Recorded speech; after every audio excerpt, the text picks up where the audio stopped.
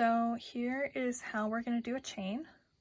First, you start with a slip stitch. I have another video on how to do that, and I can link that below. So you're going to do the slip stitch. A lot of people make a slip stitch with their hook. I like to do it with my hands. But to do a chain, you're going to put the slip stitch on your hook. Now, most of the time, to keep it even and the right size, how you're going to do a chain is you're going to take it not up here. So not up here where it slants in on your hook. You're going to want it down here on the thicker part of your hook, behind the grip.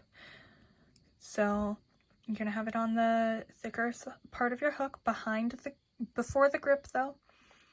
You're going to grab the yarn with the hook and just pull it through that loop. Now after you pull it through the loop, you're not going to want to tighten it up.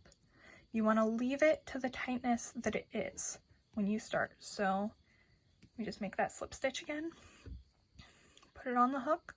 Pull it like just onto it. You're not going to want to pull it super tight. You just want it like just around here. That's just going to be a good gauge for your size to keep it even. And when you're first starting out, it's not a big deal if it's even or not. Most of the time, once you work into a chain, it's gonna even out anyways. But so you can leave it, if you want to work it a little bit looser, you can leave a little bit of a gap there. Most of the time I end up leaving a little bit of a gap and doing like a looser chain if it's for a foundation that I'm going to be working into. And if it's for like a strap or a tie for something, I like to keep it pretty tight, snug on there. But we just, give it maybe a little slack. But use this part of your hook to kind of really try to stay more consistent on the sizing. If that's an issue for you, it'll help.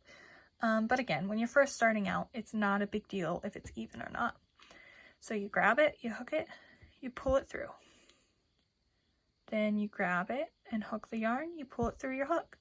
Every time you pull through yarn, it's going to make a new loop on your hook. So you just want to grab it and pull it through the hook that's on your loop. I like to use my index finger to kind of just slide it up and down, and my other index finger is here to control the yarn that I'm working with.